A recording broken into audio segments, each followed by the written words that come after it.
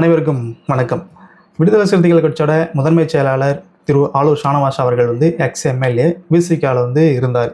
இப்போ இருக்கார். ஆனால் அவருடைய செயல்களும் அவருடைய பேச்சுக்களும் முழுக்க முழுக்க திமுக சார்ந்ததாக இருக்குது. என்ன கொஷின் கேட்டாலுமே திமுக பற்றி மட்டும்தான் பேசுகிறாரு. ஒரு போராட்டத்தில் ரீசெண்டாக நடந்த ஒரு போராட்டத்தில் கலந்துட்டு திமுக என்ன பண்ணுச்சு, அதை பண்ணுச்சு, இதை பண்ணுச்சு, அதை மட்டும் தான் பேசினாரை தவிர்த்து அவர் சார்ந்த அந்த இயக்கத்தை பற்றி வாயை கூட திறந்து பேசலை. அந்த கட்சியோட தலைவரை பற்றி கொஞ்சம் கூட அவர் வாய் திறந்து பேசவே இல்லை. சரி, ஓகே அப்படின்னு நம்ம இருந்தோமா, இந்த தனியார் தொலைக்காட்சி கொடுக்கப்பட்ட நேர்காணலில் முழுக்க அந்த நெறியாளர் கேட்கப்பட்ட அனைத்து கேள்விக்குமே அந்த திமுக சார்ந்த திமுக என்ன பண்ணுச்சு, திமுக அதை பண்ணுச்சு, திமுக இதை பண்ணுச்சுன்னு திமுக பற்றி மட்டும் ஒரு திமுக காரன் மட்டும் தான் அவர் அந்த நேர்காணலில் பதிலளித்தார். அப்போ கூட தான் சார்ந்த இயக்கத்தை பற்றி அவர் பேசலை, தான் சார்ந்த இயக்க தலைவரை பற்றி அவர் பேசலை. இறுதியாக நெறியாளர் கேட்கப்பட்ட கேள்வி, நீங்கள் திமுக பற்றி அதிகமாக பேசுகிறீங்க, உங்களுடைய செயல்பாடுகள் அனைத்தும் திமுக நோக்கி தான் இருக்குது. ஸோ ஒருவேளை நீங்கள் விசிகலேருந்து விலகி திமுகவில் ஜாயின் பண்ண போகிறீங்களா அப்படின்ட்டு அந்த நெறியாளர் கேள்வி கேட்டார். அதுக்கு நம்ம அண்ணன் தெளிவாக ஒரு பதில் சொல்கிறார். என்னென்னு பார்த்தீங்கன்னா, நான் அறத்தோட பக்கத்தில் நிற்கிறேன் அப்படின்னு சொல்கிறாரு. ஸோ அவர் என்ன சொல்ல வர்றாருன்னா, விசிகாவோட தலைவர் திருமாவளவன் அவர்கள் தாவைக்கா ஆதரவு அளித்து இப்போ தாவைக்காவோட அமைச்சரவையில் இடம்பெற்று பயணிச்சிட்ருக்கு. அப்படி இருக்கிற நிலைமையில் இவர் திமுகவுக்கு ஆதரவாக பேசிட்டு திமுகவோட நிலைப்பாடு மட்டுமே பேசிகிட்டு இருக்கிறது ஏற்புடையது அல்லதான். இருந்தாலுமே கூட இவர் கடைசியாக கொடுத்த அந்த ஸ்டேட்மெண்ட் என்னென்னா, நான் அறத்தின் பக்கம் நிற்கிறேன் அப்படின்னு சொல்கிறார். ஸோ அண்ணன் ஆலூர் ஷானவாஸ் அவர்கள் நின்றுட்டு இருக்கிற அந்த அறம் என்ன, திமுகவோட அறத்தோட லட்சணம் என்னன்னு சொல்லிட்டு இந்த வீடியோவில் நம்ம முழுமையாக பார்ப்போம். வீடியோக்குள்ளே போகிறதுக்கு முன்னாடி நம்முடைய சேனலை சப்ஸ்கிரைப் பண்ணாத நண்பர்கள் சப்ஸ்கிரைப் பண்ணிக்கோங்க. கூடவே இந்த வீடியோ பிடிச்சிருந்தால் லைக் பண்ணுங்கள், உங்களுடைய கருத்துக்களை கமெண்ட் பண்ணுங்கள், உங்களுடைய நண்பர்களுக்கு இந்த வீடியோ ஷேர் பண்ணுங்கள்.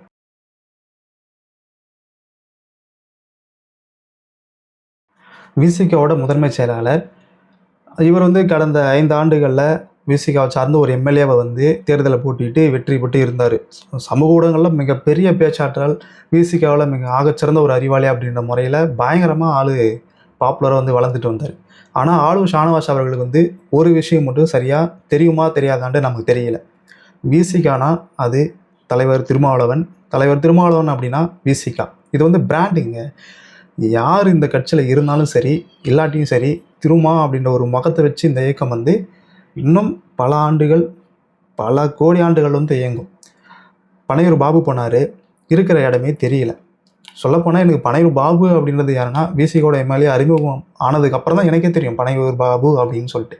அதுக்கு முன்னாடி வரைக்கும் அந்த மூஞ்சி யாருன்னு எனக்கு தெரியாது. ஷானவாஸ் அவர்களும் அப்படி தான்.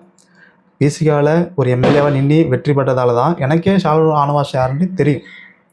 எனக்கு மட்டும் இல்லை, அந்த கட்சியை சார்ந்த தோழர்களையே அவர் எம்எல்ஏ இருந்தார். அந்த 5 ஆண்டு காலகட்டத்தில் தான் அவர் யாருன்னே தெரியும். அதுக்கு முன்னாடி வரைக்கும் தெரியாது. அவர் கட்சி விட்டு போனால் கட்சி ஒன்றும் ஆகிட போகிறது கிடையாது. ஏன்னா முன்னாடி சொன்ன மாரி தான், விசிகானா திருமா என்றால் விசிகா. இது மாற்ற முடியாது.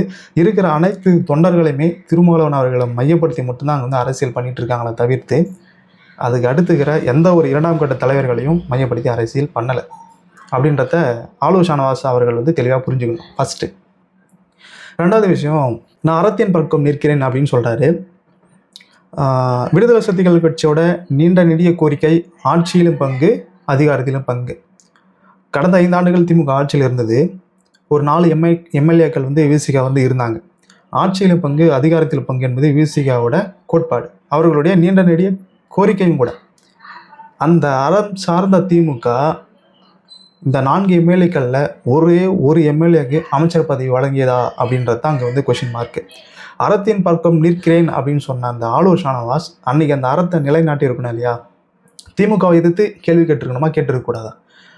நீங்கள் அறம் சார்ந்த இயக்கம், எங்களுடைய கோரிக்கை ஆட்சியில் பங்கு, அதிகாரத்திலும் பங்கு, நீங்கள் எங்களுக்கு ஒரு அமைச்சர் பதவி கொடுங்க, அல்லது எங்கள் தலைவருக்கு துணை முதல்வர் பதவி கொடுங்க, அல்லது நீங்கள் 2 ஆண்டுகள் ஆட்சி பண்ணுங்கள், நாங்கள் 2 ஆண்டுகள் முதல்வராக ஆட்சி பண்ணுறேன்ட்டு ஷானவாஸ் அவர்கள் அன்னைக்கு அறத்தை நிலைநாட்டியிருக்கணும் இல்லையா? திமுக ஆட்சி செய்த அந்த 5 ஆண்டு காலகட்டத்தில் விசிகாவோட கொடி கம்பங்கள் எந்த இடத்துலையும் திமுக அரசு ஒத்துழைப்பு வழங்கலை, நடவும் விடலை. நடப்பட்டிருந்த கொடி கம்பங்கள் காவல்துறை மூலம் அந்த இடத்த விட்டு அகற்றுனாங்க. அன்னைக்கு ஆலூர் ஷானவாஸ் அந்த அறத்தை நிலைநாட்டிருக்கணும் இல்லையா? எங்கே போனார்? சாதிய வன்கொடுமைகள், பொது வெளியில் செத்த பணத்தை எடுத்துகிட்டு போக முடியல, அதுக்கான நீதி கிடைக்கல, தலித் மக்கள் ஆணவ படுகொலை செய்யப்படும் போது திமுக அரசு வாயை மூடின்னு இருந்தது, அதுக்கான நீதி கிடைக்கல. அப்போலாம் ஆளுநர் ஷானவாஸ் அவர்கள் வந்து இந்த அறத்தை வந்து தூக்கி பிடிக்கலல்ல. இப்போ தான் புதுசாக அறத்தை வந்து தூக்கி பிடிக்கிறாரு. திமுக வந்து அறம் சார்ந்த இயக்கம்ன்ற மாரி குறிப்பிடுறாரு. சரி, ஓகே. தலித் பிரச்சனைகளே நம்ம வந்து நிறைய பட்டியலிட்டு போகலாம். ஆனால் இஸ்லாமியர்களுக்கென்று சில பிரச்சனைகள் வந்து இந்த கடந்த 5 ஆண்டுகளில் வந்து வந்தது. மத்திய அரசு வந்து சிஐஏ அப்படின்னு ஒரு சட்டத்தை வந்து கொண்டு வந்தாங்க. திமுக ஆட்சியில் இருந்தப்போ அந்த சிஐஏ சட்டத்துக்கு எதிராக எண்ணத்தை இங்கே கலட்டினாங்கன்ட்டு ஆளுநர் ஷானவாஸ் அவர்கள் வந்து சொல்லுங்க. அவர் வந்து கலாய்வு பண்ணியிருக்கா, இங்கே வந்து மினி பிஜேபி தான் ஆட்சி பண்ணுறாங்க, அதாவது தாவைக்க அரசு வந்து பிஜேபியோட அஜெண்டா வந்து ஆட்சி பண்ணுறாங்க அப்படின்னு வந்து ஷானவாஸ் அவர்கள் வந்து குறிப்பிட்றாரு. எப்படி குறிப்பிட்றாருன்னா, நான் வந்து கலாய்வு பண்ணி சொல்கிறேன் அப்படின்னு சொல்கிறாரு. அவருடைய கலாய்வில் இந்த திமுக அரசு மத்தியில் இருக்கிற பிஜேபி அரசு போல் நடந்து கொண்டதா இல்லையா என்று மட்டும் சொல்லுங்கள். மத்தியில் இருக்கிற பிஜேபி அரசு தான் மட்டும்தான் ராஜ்யம் அப்படின்ற மாதிரி தன்னுடைய அனைத்து செயல்பாடுகளுமே செஞ்சுட்டு இருந்தது. மதத்தை தூண்டுறது, சாதிய வெறியை தூண்டுறது, மக்களை பிரிவினைப்படுத்துறது, முக்கியமாக தலித் மக்கள் வந்து ரொம்பவே அடிமட்ட லெவலுக்கு போகிற அளவுக்கு அவருடைய சட்டங்களும் இருந்தது, அவர்கள் கொண்டு வர திட்டங்களும் அமைஞ்சிருந்தது. குறிப்பாக சிறுபான்மையர் ஆளுநர் ஷானவாஸ் அவர்கள் பயணிக்கின்ற அந்த மதத்துக்கு எதிராக பிஜேபி அரசு வந்து சில வேலைகள் வந்து செஞ்சுட்டு இருந்தது. அறத்தின் பக்கம் நிற்கும் ஆளுநர் ஷானவாஸ் இந்த சிஏஏ சட்டத்துக்கு எதிராக திமுக என்னென்ன செஞ்சதுன்னு சொல்லிட்டு லிஸ்ட்டு போட முடியுமா? விசிக தமிழ்நாடு முழுக்க போராட்டம் பண்ணது. அந்த கட்சியோட தலைவர் பாராளுமன்றத்தில் போயிட்டு அல்லாஹி அக்பர்னு சொல்லிட்டு கர்நாடகாவில் நடந்த ஒரு இஷ்யூக்காக ஓங்கி குரல் கொடுத்தாரு. இந்தியா முழுக்க அல்ல, உலகம் முழுக்குமே அவர் அந்த பேசின அந்த உரையை வந்து பார்த்துச்சு. அப்படி இருக்கிறப்போ திமுக என்ன பண்ணுச்சு அப்படின்னு சொல்லிட்டு லிஸ்ட்டை கொடுக்க முடியுமா? மற்ற இயக்கங்கள் வேணாம், கிறிஸ்துவருக்கோ அல்லது தலித் சமூகத்துக்கோ திமுக என்ன செஞ்சுட்டு நீங்கள் சொல்ல வேணாம். நீங்கள் சார்ந்த உங்களுடைய இஸ்லாம் சமூகத்துக்கு இந்த திமுக அரசு என்னத்தை கிழிச்சிடுச்சு அப்படின்னு சொல்லிட்டு நீங்கள் கொஞ்சம் சொல்ல முடியுமா ஆளுநர் ஷானவாஸ் அவர்களே? அறத்தின் பக்கம் நிற்கிறேன். என்னத்தை அறத்தின் பக்கம் நிற்கிறேன்? இன்னமும் கோயம்புத்தூர் ஒரு பகுதியில் சாதி முன்னிறுத்தி அந்த காலனி பகுதிக்கு வந்து பேருந்து செல்லாமல் இருந்தது. ஆனால் இந்த தாவைக்க ஆட்சியில் அமைச்சரவையில் பங்கு பெற்ற சமூக நீதித்துறை அமைச்சர் அண்ணன் மணியரசு அவர்கள் வந்து அந்த பொறுப்பேற்றதுக்கு அப்புறம் அந்த கிராமத்துக்குள்ள பேருந்து வந்து செல்லுது. இப்போ மட்டும் எப்படி அந்த பேருந்து வந்து செல்றதுக்கான வழி வந்தது?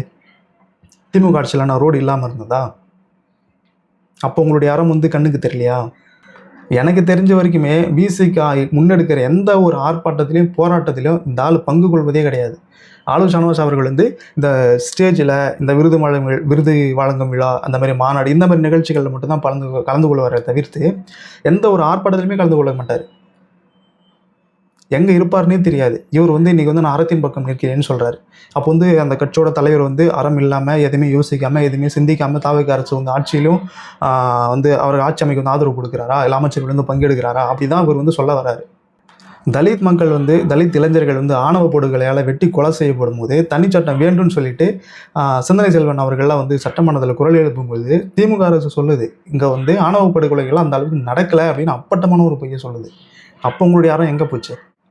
தேர்தலில் சீட்டு கொடுக்கலன்ற ஒரே ரீசனால் இந்த தேர்தல் பிரச்சாரத்துலேயும் சரியாக பங்கு கொள்ளாமல் எங்கேயோ போய் வெளிநாடுகளில் போய்ட்டு தலைமறைவாக இருந்துட்டு திடீர்னு இப்போ வந்து கட்சியில் ஒரு முக்கியமான பொறுப்பு கொடுத்தது பிறகு கட்சிக்குள்ளே குழப்பத்தை ஏற்படுத்துகிற அளவுக்கு பேசுகிற அளவுக்கு உங்களுக்கு என்னங்க, உங்களுக்கான ரைட்ஸ் வந்து யார் கொடுத்தது?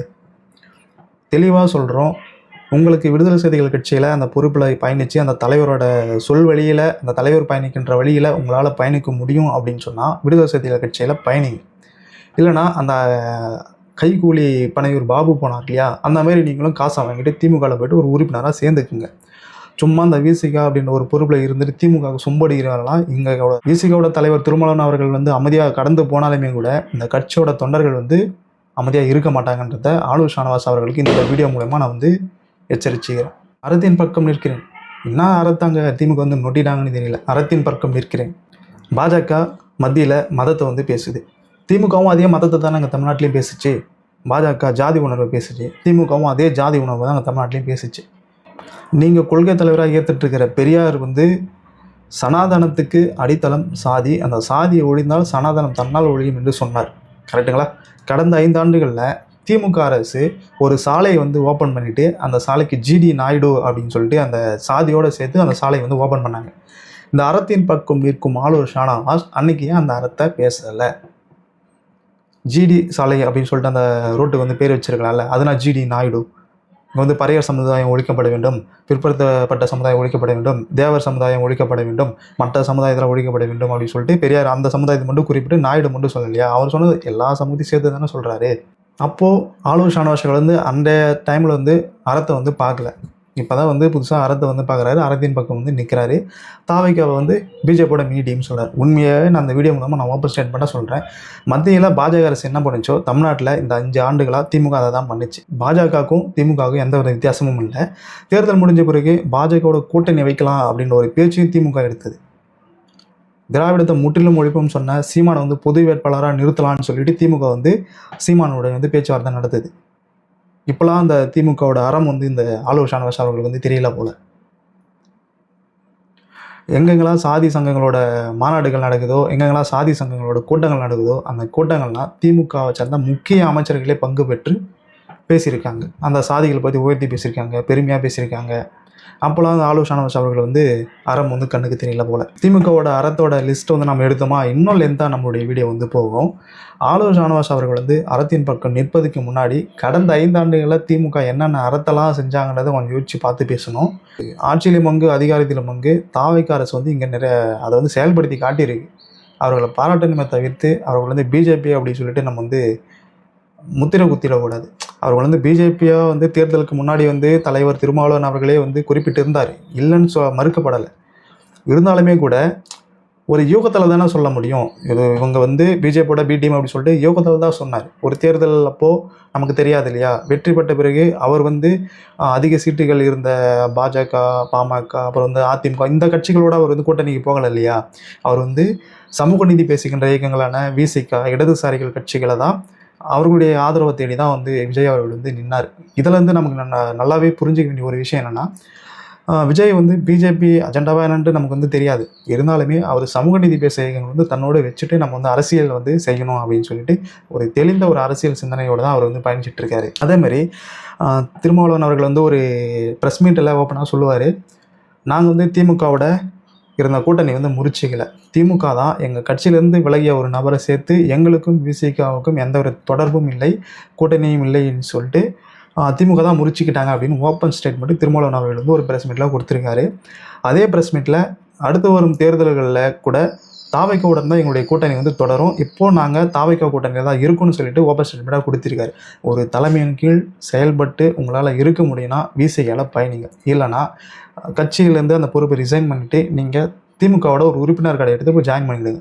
தலைவருக்காக இங்கே வந்து காசு இல்லாமல், சாப்பாடு இல்லாமல், தூக்கம் இல்லாமல், ஏன் தன்னுடைய வாழ்க்கையே தியாகம் பண்ணி வேலை செய்கிறதுக்கு இங்கே எவ்வளோ தொண்டர்கள் வந்து இருக்காங்க. நான் மீண்டும் கடைசியாக சொல்கிற ஒரே விஷயம், விசிகானா திருமாவளவன், திருமாவளவன் என்றால் விசிகா.